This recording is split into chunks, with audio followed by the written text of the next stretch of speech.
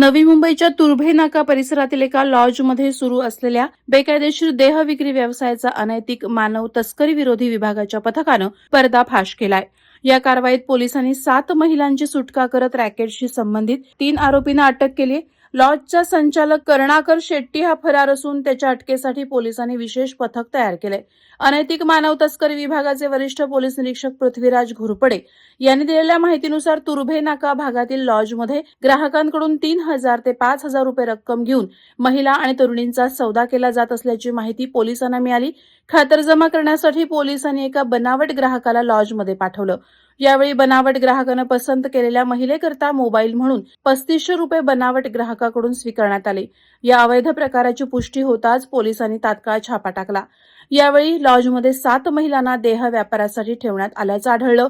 घटनास्थळी लॉज व्यवस्थापक अजय कैलास गोस्वामी, महिला पुरवठादार किशोर पूर्णचंद्र साहू आणि वेटर अजय कुमार यांना अटक करण्यात आली।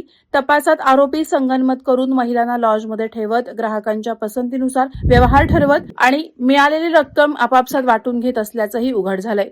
पोलिसांनी बनावट ग्राहकाकडून दिलेली रक्कम जप्त केली असून ती महत्त्वाचा पुरावा मानली जात आहे। या प्रकरणी अटक आरोपींना न्यायालयानं 2 दिवसांची पोलीस कोठडी सुनावली आहे। तुर्भे पोलीस पुढील तपास करत असून फरार आरोपींचा शोध सुरू आहे। वादळवारा लाईव्हसाठी न्यूज ब्युरो, नवी मुंबई। नवी मुंबई व रायगड जिल्ह्यातील ताज्या बातम्या आणि घडामोडींसाठी सबस्क्राईब करा वादळवारा लाईव्ह चॅनल आणि दाबा बेल आयकॉन।